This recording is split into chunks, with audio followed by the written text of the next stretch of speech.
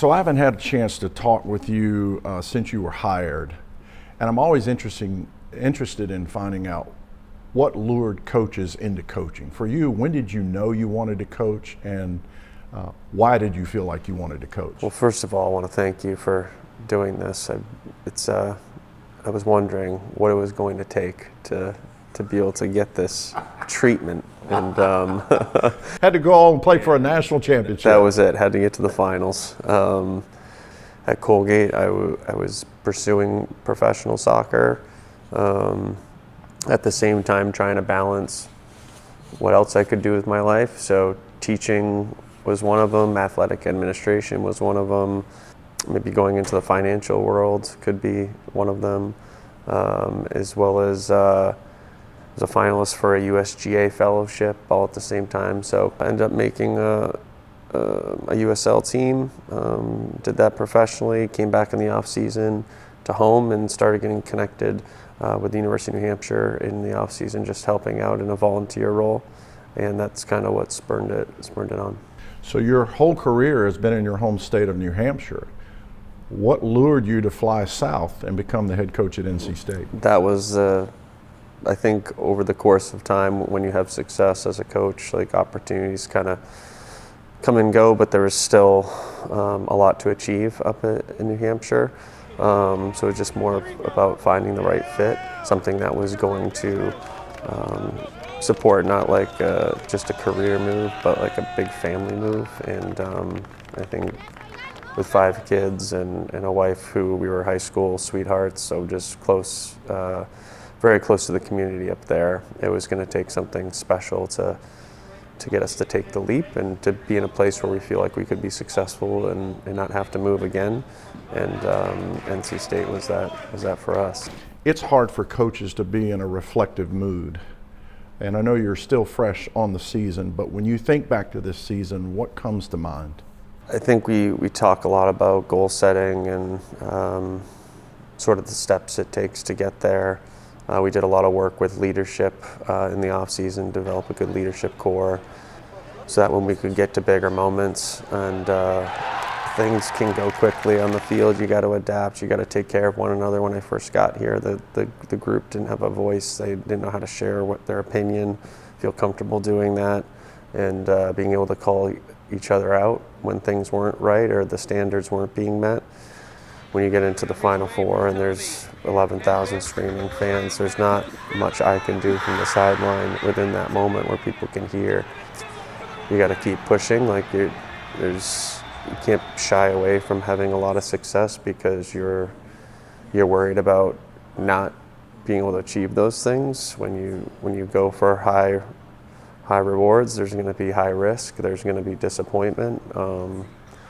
You got to kind of understand that. So when reflecting on the season, I think to be able to get to Cary and be able to do that in front of the home crowd, and I think the way we performed, results aside from the whole year, I think the way that we perform every single game and what we represent is really the most valuable thing to me, and I think that spills over to kind of what we're building here within the community and the brand of men's soccer.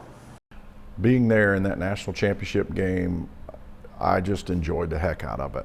And when you're down 2-0 and you tie it, that place erupted. I don't know if you could feel it, but I sure could.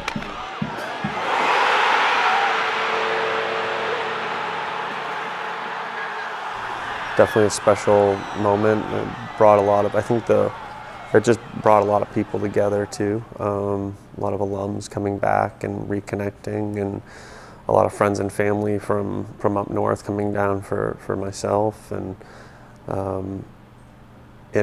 putting people in the stands that maybe weren't into soccer or having a strong understanding of what soccer is as a sport. I think we just continue to nick away at that as well and build more fans. Like, I think that all filters back into like just Wolfpack Nation and this department and this school, and you just feel that you're important and cared for here, and then that, from a leadership perspective, that spills over into your daily work and how you take care of the kids, and then that produces good results on the field and kind of cycles back in. So I know it's a crushing defeat to get to that point and you lose in the manner in which you did. What do you hope your players take away from that experience? Well, that way they can achieve anything they set their mind to. It's not easy to get to those positions. There's some luck, some timing to get into those situations. You can't control everything, but I think it's all of the sacrifice and commitment and determination that not only we did as individuals, but as a group to hold each other accountable every day. That's just, it's an absolute grind. It's easy to take your foot off the gas when you've had some success, but that's when, in sport, you get found out. So you try and give yourself the best chance, and that's why I can walk off the fields the other night just feeling immensely proud about what we accomplished and what we represented, and it gives us the motivation to know that we can get there and we can take that experience and build on that and use it as motivation. Get to the Sweet 16 last year, the national championship game this year. You've done some incredible things in 2 years, hit incredible benchmarks as a team, as individuals. What are you most proud of, and what's the next step?